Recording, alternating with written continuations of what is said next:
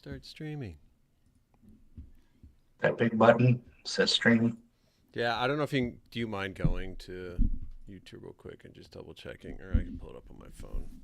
I can. Give me a minute. Let me Well, mute and so it's it doesn't. the big thing is making sure the sound's working properly. So I did this last week, where I went through my presentation as part of the thing, and I forgot that my microphone was this one, and I was using my headset one for some reason, and it ended up not being usable. I had to kill the audio or I had to kill the entire thing because it couldn't hear me. Because I'm an idiot.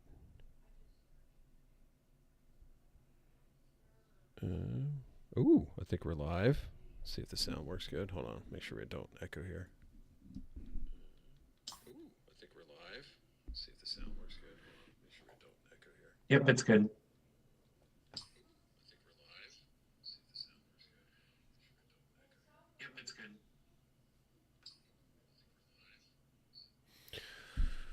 My microphone's picking up somewhere else in the. Oh, I know why.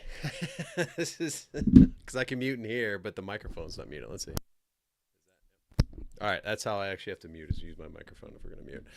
All right, cool. So maybe how this works is I've already started the podcast, so like we just kind of go, Okay. and then I'll do like a post production thing. But actually, let's do this. Yeah, I'm gonna do this pre-intro. I don't know what I want to do.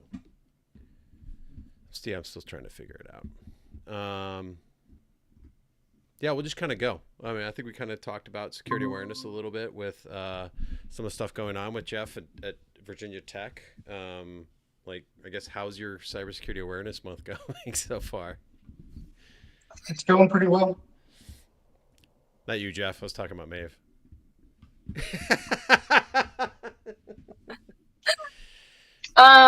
Yeah, Cybersecurity Awareness Month is going pretty well for us too. We have most of our big stuff out of the way already, so it kind of feels like after last week a bit of a weight off the shoulders, so we can coast through the rest of the month, hopefully. So we'll see. I feel the opposite. So I'm like at the end now, and I'm finally doing my lunch and learn. I got so far behind on setting all this stuff up. Like October 1, I was like, oh, I don't have anything in place, and I had to spend like the rest, because October 1 was like a Wednesday, and I spent Wednesday through Friday just like, and it's like little things like getting blog posts up. It's planning out some, like I like to do in person events. I haven't done any of them, but I've done other events. Like we do this big watch and win contest where I really just grabbed training we did last year because it was actually very popular. I was like, oh, well, I'll give 9.5 hours of security awareness training to people, and like whoever finishes it will give out prizes. And we had like 512 people finish all the 9.5 hours. Wow, that's actually pretty impressive Yeah, for 9 hours. yeah, exactly. Well, I mean, honestly, let's be real. It was probably more like just putting on the videos and just going through them, like just letting them play Yeah. while you work. Like that's how security awareness training videos are completed, right? Is you just turn it on and then just mute it and let it go. Surely something sticks, though. Yeah. At least the first couple minutes. Yeah. Well, we have one of the big vendors. I won't mention it here, but we have one of the big vendors that has some really actually interesting training. So we've actually had a lot of people reach out even this year. So I actually added 2 more hours of training to this month's cybersecurity awareness like event. It's like a watch and win contest, and we'll just raffle off and like give people based on how much they actually complete. Like look at an entry for every video they complete. But there's a lot of people. Someone reached out to me today and said they just finished it and wanted me to confirm they finished all. It was 93 modules, which Oh is my just wild. I know, gosh. which is wild to me. But we did I try to give people the interesting stuff, not just the stuff that like is, I don't just grab and throw stuff at the wall. It's more like what's the actual interesting stuff that people can take stuff away that might actually grab their attention. Yeah, for sure. No, I like that idea. I'm still just astounded that many people watch 9 hours, but good for them. Those are the go-getters. Yeah, we had we actually did numbers, and I don't remember, it was like thousands of hours that we got to send up to executive leadership saying, "Hey, we did this big month thing, and people got this much training out of it." So that was really cool to kind of see, and why we did it again. I also did like little stuff. Like I feel like I'm still experimenting each year. Like I did puzzles last year. I didn't do them this year because I wanted to try some other events, and I'm just finding that like some are more engaging than others, and I feel like I don't know. It's a bit of an art form to figure out which events are actually going to be impactful, right? Because I don't want to have an event just to have an event. Yeah. Yeah, I think that is hard, but I think you're right in saying like trying to find what's most engaging for people because we do the trainings throughout the year and I think people are sick of like death by PowerPoint essentially. So if a presentation is just going to be more PowerPoint slides, is it really worth, the effort to put that together? But one of the events that we did this year that was more like demonstration based with the goal of it being more engaging was a cybersecurity mythbusters, kind of playing off the old TV show and just like disproving some of the common myths people have about cybersecurity behaviors, and then also explain, like why are you being taught about strong passwords every single quarter? Like why do passwords actually matter, and how complex they are? So we like showed a password cracker and how like stolen passwords from a data breach can be used to crack your password if you're using something super plain or or like repetitive. So that we did. And then we also did kind of like the gamification that you mentioned, like watch and win. We did a pitch a fish competition. So we encouraged teammates to fish their own, or we created a fake person named Mimi Click and a whole persona on her, like what's she posting on LinkedIn, what's her work experience, what are her hobbies, and then I encouraged people to create a phishing email that might get Mimi to put in her credit card or some other personal information about herself. And then obviously like the best ones will win prizes and recognition and things like that. But we actually saw a lot of participation in that, more than I was expecting, honestly. But I think like with that one especially, teammates are used to being the ones getting the phishing emails, every month or however often. So they enjoy then getting to turn the tables and do it back to the security team. So I did not get as much engagement as I thought I might because I did. We talked about this too, where like I did a little bit of like fish the security team because I felt like people would want to get back at the security team. And I did not. I've not gotten. I did get a few.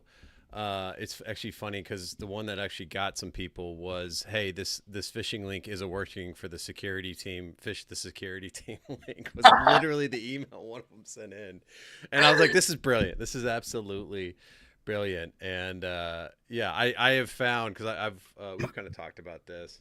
I don't want to tick people off with phishing, so I stay away from certain thing.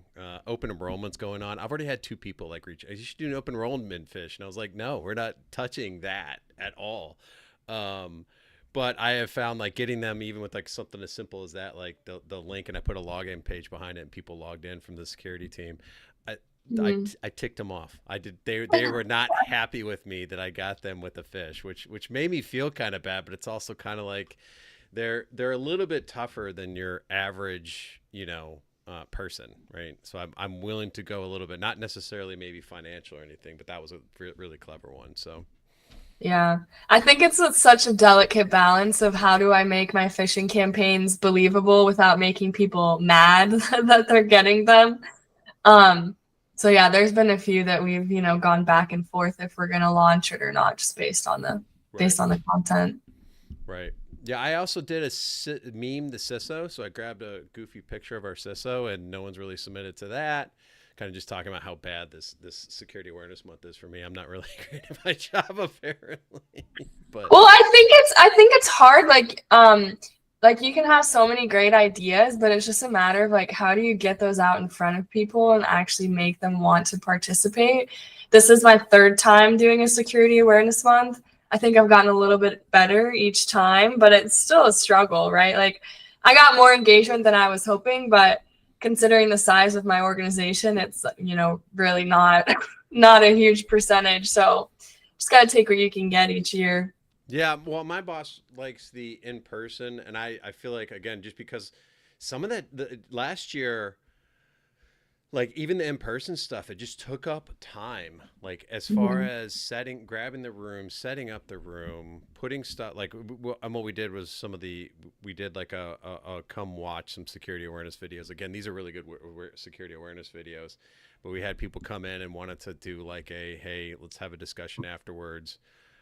We actually had a few people come up, but I'm always like, I don't know how I feel about like just having a handful of people show up. Is that really worth my time? But my boss loves the in-person events. I Mhm. am doing a lunch and learn. I always like doing the lunch and learn type stuff where I actually go to Costco and get like $200 worth of food, which will feed 20 to 30 people versus like just getting pizza or a sandwich. And it's like good food too. It's like chicken wings and salads, and you can, meet every sort of dietary restriction. But like some Yeah. of that's fine because I can talk about like one of my favorite things in the lunch and learns is like talk about the fishing program and letting people actually like create the fish. I think is what I did Mhm. last year. But Yeah. I think that, an in-person event with only a few people, it's all about perspective, right? So I tried to think, a cyber incident, all it takes is really just one person, and maybe we're preventing one of these people in the room from being the next person that opens that door.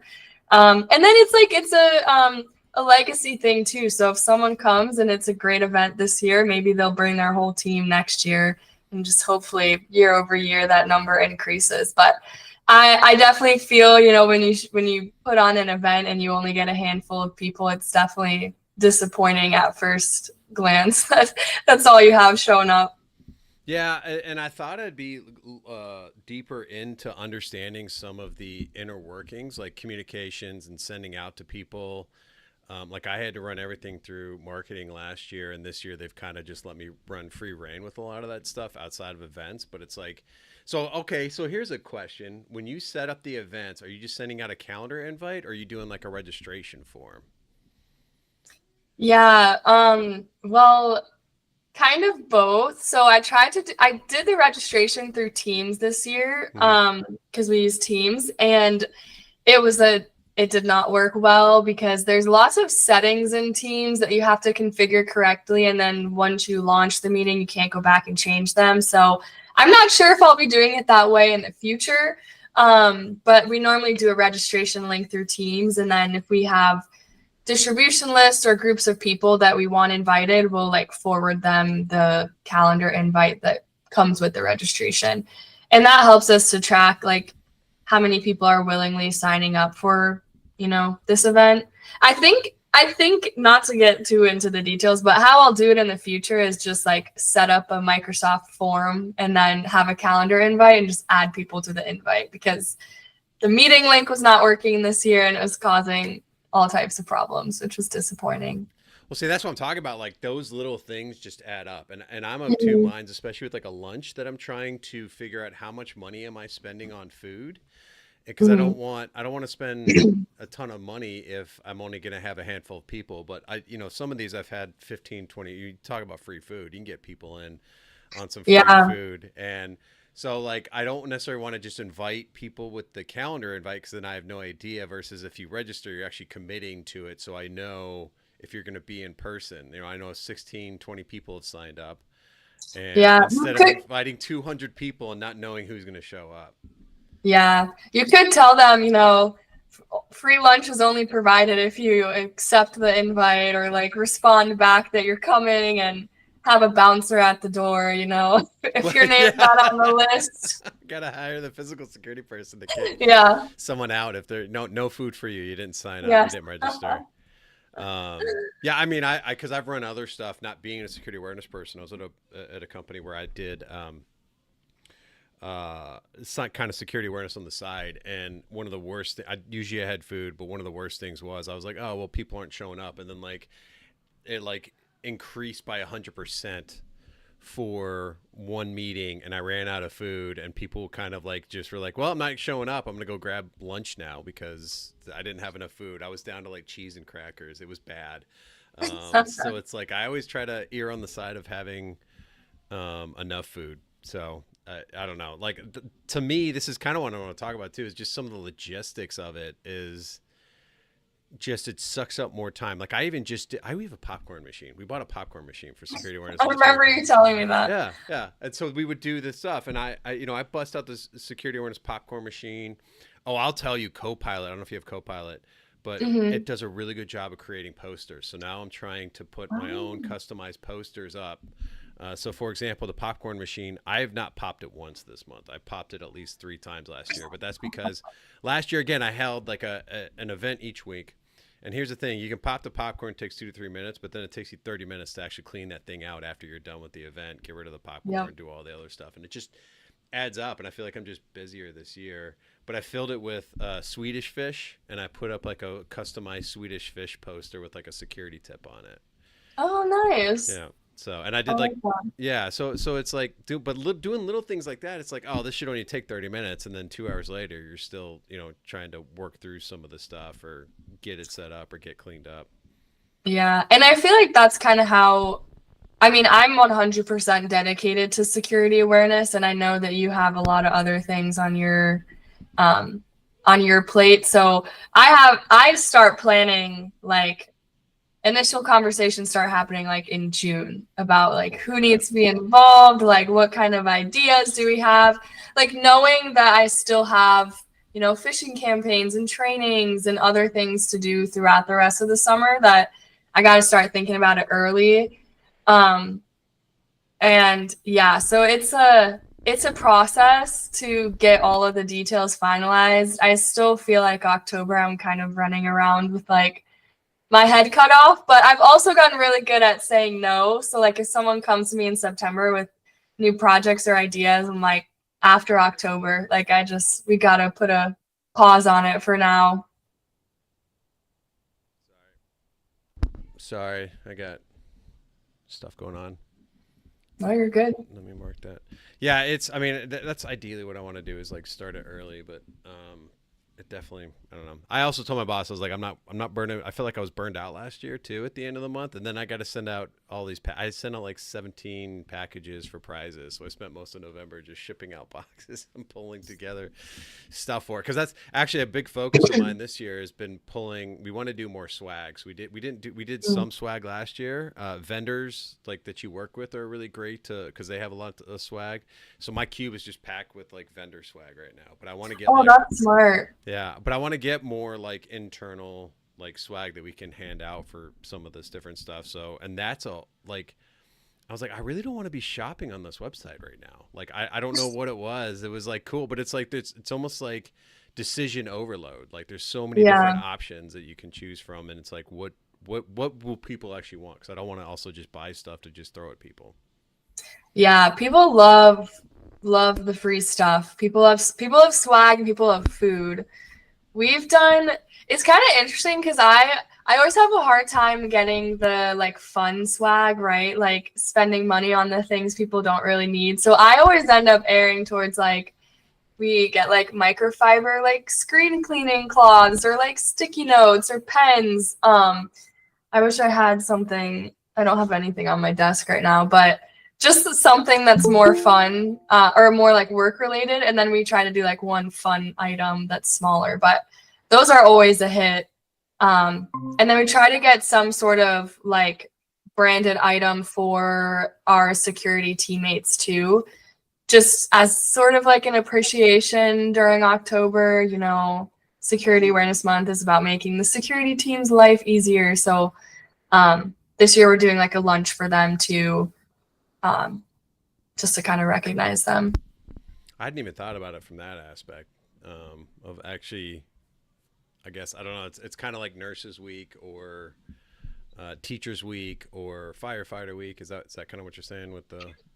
Yeah, kind of. Like that was when I first started our CISO at the time. He was very passionate about making sure that we did some recognition for the for the security team. And I mean, like I said, like when you think about it, by educating teammates and, you know, pursuing our security awareness goal, we're hopefully making their lives a little bit easier because you don't have teammates with crappy passwords or not having MFA or something like that. Right. Yeah. Yeah. No, I could totally see that.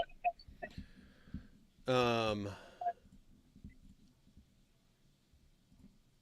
So so I guess what were some of the in-person events? So I saw on LinkedIn that you had just like a booth essentially, which I want to do the same thing now. I want to get a tablecloth cover just so I can go to some events and like have a place set up with like a tablecloth, and then like you guys just brought in donuts and and I guess I had some swag as well. Yeah. So that on my LinkedIn, we were in the lobby of our office in Nashville, just handing out the swag items and obviously donuts that gets people to come over to the table, and then some info cards that had like a Be Secure checklist on it, and just like the info for our events that we were doing. So we did that on October 1st, just to kind of let people know, you know, October is Cybersecurity Awareness Month. Here's what we have going on. We had corporate security down there with us. And then the next day we had our cybersecurity Mythbusters presentation. And I had one of my cybersecurity engineering teammates help with that presentation. And then the corporate security person helped with that as well. And then we did the same event. Last week I was actually in Brussels at our European headquarters, and we did the same event live there and did a similar type of booth situation, like handing out info cards and putting swag on everyone's desk. So to give the in-person option for multiple of our teammates. And then the last thing we did, which was a week and a half ago now, the National Cybersecurity Alliance, who is actually the people who birthed Cybersecurity Awareness Month, they offer speaker presentations like for a donation to their company. And so we used theirs that was called The Smart Person's Guide to Getting Duped. And it was really interesting. We got really great feedback on it. And they basically talked about the business behind cybercrime, how it's exponentially grown over the past several years, and how it's not just some dude in his grandma's basement that's like trying to hack you. These are like cybercrime compounds in different parts of the world who are extremely skilled at these things. And so I think that shocked a lot of people that don't work in security and don't necessarily know that. Yeah, that's what I found like hits the most with people is like stories, and then like you're talking about too is the showing how a password is cracked, showing how Wi-Fi can be intercepted, showing how plugging in a USB device can, you know, own your machine very, very quickly. I think those are all like really good for especially for Security Awareness Month. But like one of the things I want to get away from, I don't know if you feel this too, is like I don't want to do this all in 1 month. I'd like to have like one event throughout the entire year. I'd like you know, I'm kind of over the each month is a new different thing. I don't even know what next month is, but there's probably like 5 different, you know, awareness efforts outside of security that's going to happen. Oh yeah, it's let's see, No Shave November is next month. Yeah, that's what I'm saying. It's like I want to get away from these months and just do something like throughout the year. But again, it's just amazing how much time it takes to kind of put together these just different things that make an impact. Yeah, we always end our like our in-person events or on our blog posts that we're doing, we always end with, you know, October's not the only time of year you should be thinking about this. You know, it's just one time to bring it to the forefront of your mind, but this is important every single month out of the year. Hopefully that helps it stick, but it's hard to tell sometimes. Right. So the Brussels, do they do donuts, or is it a different pastry, or is it a different food in general that you put at the booth?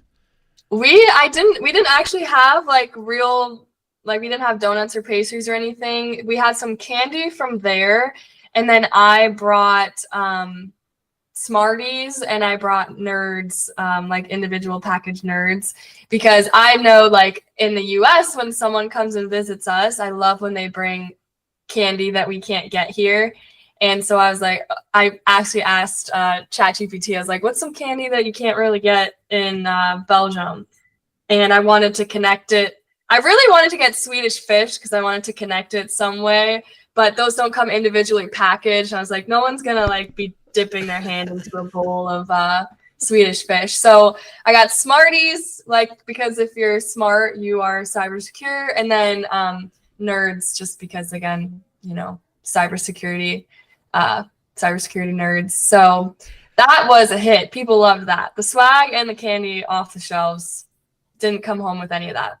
I love the thought with that, and I love the clever puns. So, um, one of the things that I want to do for swag is get a security blanket and Yeah, have like the company yeah. logo on it. Yeah, yeah. So that's currently one of the ones I'm working on, and then I'm gonna I think I'm getting stress balls, stress relievers Mhm. that are in the shape of a fish. It says like "nice catch" on it. Yeah. Yes, we're getting we got rubber duck, or they're like rubber ducks, but they're fish and they have our like logo on them. Um and then hopefully those sit on people's desks and they hopefully don't get fished. Same thing with the stress reliever too. Yeah, yeah, no, absolutely. How much are you using ChatGPT this year versus like compared to previous months? So yeah, at work I use Copilot for all my AI needs because we have that. But yeah, I would say I used AI a lot for like even helping with the event ideas, like what we wanted to present in the Mythbusters presentation, the candy ideas, you know, like what kind of swag items should we get, things like that, more like or like brainstorming like ideas, and then kind of it's hard to explain your whole company's culture without writing like thousands of words of prompt to get something, you know, that's actually accurate. So really just ideas and then thinking, you know, of this list of things, what can we take and apply here? But I'd say definitely more this year than last year. But I think I've just used Copilot more this year than I ever have before. Yeah, no, I think it's getting better. Like I was saying, the posters, like and we have a Yeah. laminator right in the office. Someone showed me how to use. I was like, oh, I can just essentially create my own posters for whatever thing is going on. So I said like the fish I filled up the popcorn machine with, and we'll have one for popcorn, but then I did like a bagels and coffee, and I said, did you remember to lock your workstation before coming and grabbing a bagel and a coffee, right? Because I Nice. walk around their office and there's still people walking or leaving their computers unlocked. Um, so yeah, it's definitely like, especially for like blog posts. Yeah. And what I liked about not feeling like I was going to do a bunch of stuff and kind of being able to be a little more flexible is I have been able to create some blog posts for Security Awareness Month that are kind of relevant to stuff going on currently. So we had something pop up with VPNs, so we wrote up a blog post, and I love the idea, and I saw it on your LinkedIn post too, creating stuff that applied to people on a personal level in their personal life. So like VPNs was Mhm. like, here's the VPNs you should be using. Don't use these crappy ones. Here's some recommended, you know, VPNs that you can use. So Mhm. definitely using it for stuff like that. Yeah, I think security awareness in general, not just during October, it's so important to figure out to figure out a way to make people care about it. And for most people, hopefully, work is not their life. Like, hopefully, they get to go home or they have parents that they're taking care of, or pets, or, you know, their house, their kids, whoever that they want to keep safe. You know, that's their priority. So, if you can make them care about protecting those things, that's going to bleed over to how they're behaving at work, too. Yeah. Yeah, no, absolutely. Yeah. It's also like, this is what I've found is that it's a lot of marketing, and I don't think I'm very good at it. So I don't know if you have any like recommendations for how to figure out how to market this stuff better, but that's one of the things that I've kind of struggled with. Yeah, I'm someone, I feel like I have continuous improvement mindset, I guess, where I'm like, yeah, I'm okay at the marketing aspect of it, but I know I can definitely, you know, there's always room for growth. Um, but yeah, I think finding ways to make people care about it is like really the biggest thing. But it's so hard, right? Like that's so vague and it depends on the person. But yeah, yeah. I think security awareness is essentially marketing. Like you're marketing the secure behaviors. But Yeah. Well, I and think go ahead. I don't know if this really ties in with marketing, but I feel like relationships play a huge part in the success of the program. So, like, yes, I'm marketing security awareness, but I'm also trying to make myself someone that people want to come and talk to about security issues or know that they can trust to like help them find the right answer. And I think that helps a lot too, like building the trust there. Yeah. Yeah, no, absolutely. I agree with that, which is I'm finding very tough. We've talked about this too. Is we feel like sometimes our objective is very adverse to the security team's objective with as far as like they want to block everything and we're going, no, we want you to come talk to us with all Yeah. your problems and stuff. So yeah, it's I think it's definitely relationships. Definitely, I feel like sometimes I am outside of the security team because I kind of have to take the side of what is a user going to do, and there's certain reasons why that's important to the security team, and a lot of it is the creation of shadow IT, right? If we Mhm. make things harder for people in the organization, then they're going to circumvent our controls, and they're not going to want to come talk to us at all. Yeah. Yeah, one of my leaders has a great he doesn't want us to be the department of no, N-O. He wants us to be the department of no, K-N-O-W, because we just don't want to be the team that people are coming to and we're always saying no. Like any security team, right? Like because like you said, as soon as you start saying no to everything, people just find solutions to their own problems that make our lives a lot harder. Yeah. Well, and I think security awareness too is kind of that next. I don't know if I want to say evolution, but within the field itself, right? The technology is getting better, but what we're seeing is people at the company are being exploited a lot more, and you're Mhm. seeing it with some of these groups now coming up, and they're not even technically savvy. They just know how to talk to people and get them to do things that they don't want to do. And if Mhm. you can get a login, you don't need to hack anything. You just get logged in and then start downloading stuff, or pivot to somewhere you can get more higher privilege stuff. And there's not really a tool that necessarily stops that. It's the human element of it. Yeah, exactly. I do our new hire orientation every couple of weeks, and one of the things we say is, cyber criminals have learned that organizations of all sizes are spending a lot of time, money, and resources to protect our technology and our systems.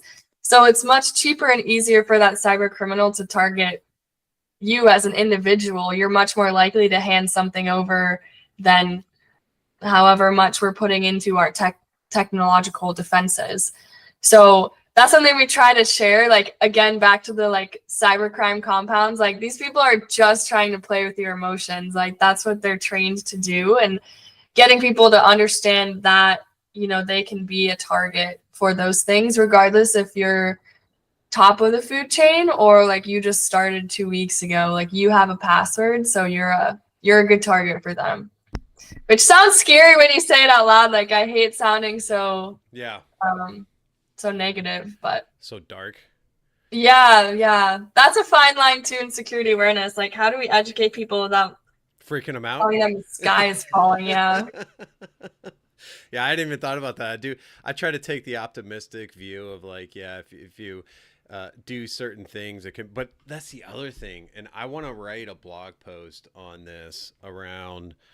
Give me like go to ChatGPT, Gemini, whatever, and go and ask for give me all the security advice you have, right? Because I'm Mhm. sure it's a long list, and I feel like as an industry, right? Because there's so many different things to worry about. It's like you get three things to give someone advice. What advice are you giving to them? Because if you start breaking it, because that's part of it too. I think overload is definitely a huge thing that we have to be concerned with because we're like, don't create a strong password. Don't use the password manager in your browser because there can be malware that gets installed in your. It's like, all right, you get to choose one. You can have strong passwords, or or you can have weak passwords. Right? And this is my conversation with the cybersecurity, because I keep getting told, no, don't use a password manager on the browser because it's hackable. But I'm like, well, they can create a randomly generated password that's unique to their account, or they can just write it down and it'd be, maybe either reused or it's a weak password. Hmm. Yeah. Yeah. And I feel like sometimes it's like, is it worth, that risk if they're going to use a random password? So that's definitely a balance there. But yeah, I don't know. There's lots of little nuances like that. And to your point, sometimes it's like you could spew a million different security behaviors to people, but how are you actually going to make it stick and not overwhelm them at the same time? Yep, that's the biggest thing. Yep, for sure. What do you think of this human risk management movement? Yeah, it's a lot to digest, I think, when you first hear about it. I think the like insertion of AI into human risk management and moving away maybe from the terms, security awareness or all of that. Like, I think building AI into it is really interesting because you're able to look at the full person. Like, how are they responding to the trainings, to the phishing campaigns, to real incidents? Like, I think that's really, I don't know. I think that's really interesting, and I'm excited to see where that goes. I think as far as getting buy-in from, outside the security awareness community, the term human risk, I'm just interested to see how that's received, right? Because it is human risk, and you just talked about that, like you're managing the behaviors of these people that are the targets, but it just sounds so much different than I think what is used in the corporate vernacular, like day to day. It's a very HR term. That's something I recently found. That's what human. No, it's not human risk. Human resources, right? Like, it's very close to that. It's that I think there's going to be a conflict, or maybe cybersecurity people move over to the HR department to be involved in that, right? Yeah. I do think human risk management, and I think security awareness is positioned to be kind of that overall collection of what is the human risk, because we have we're kind of having people practice, or we're getting valuable information from the simulated fishes and the are you completing your training aspect, but then you can pull in telemetry from other security tools and other just general IT things around their habits, that you're getting user behavior analytics. So like you, I'm excited to see kind of what that kind of turns into. But you're right, like, it's an awful name, but I think it's already set by like Gartner, and so they're gonna we're kind of locked into that at this point. It's gonna be like that's gonna be start a whole other set of things just around, if you want a human risk management person, are they an HR person or are they like a cybersecurity? And that's even just from like a salary standpoint, right? Because those might be different salary scales that organizations are going to have to work through. But I know we're trying to move towards something like that, and it's more just the data analytics component of it. Yeah, I feel like I already have a hard enough time describing, what do you do in security awareness to people who aren't familiar with that? Human risk, like, how am I going to describe, like, oh, I'm trying to mitigate the risk that you cause to the organization? I don't know, like that. I guess I'll cross that bridge when I get there, but. Yeah.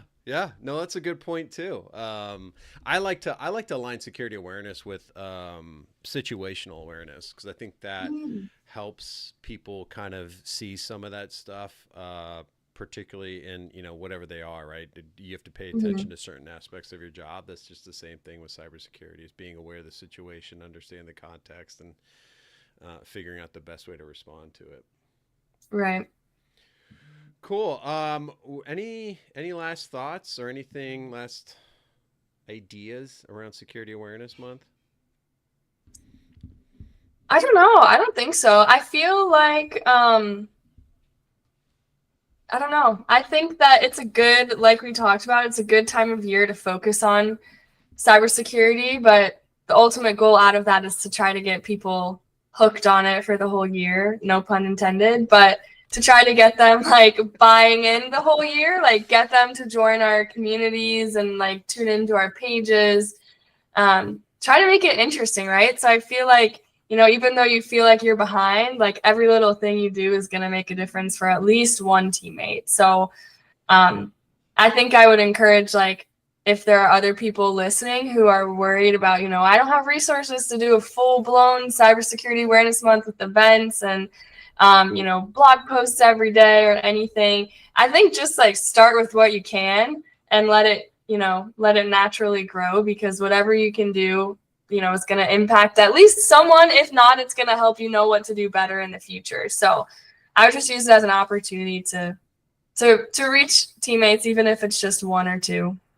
Yeah, I like your thought on the continuous learning. And that's kind of how I've approached it, is like, all right, this one didn't hit as well as I thought it did. I did one of the things I wanted to do last year was a cybersecurity Jeopardy contest between people. And I had like one team sign up. So I did send them stuff, but I was like, no one else signed up. I'm sorry. We can't pull this together. But yeah, I think there's definitely an opportunity to learn something new. I'm doing a lot more. Well, maybe I did about the same blog post, but like I'm trying to get in. Like I said, I want this to kind of be a launching pad to like do more things throughout the year versus just waiting, for 1 month to do it. Because I've had these ideas of let's do a lunch and learn every quarter.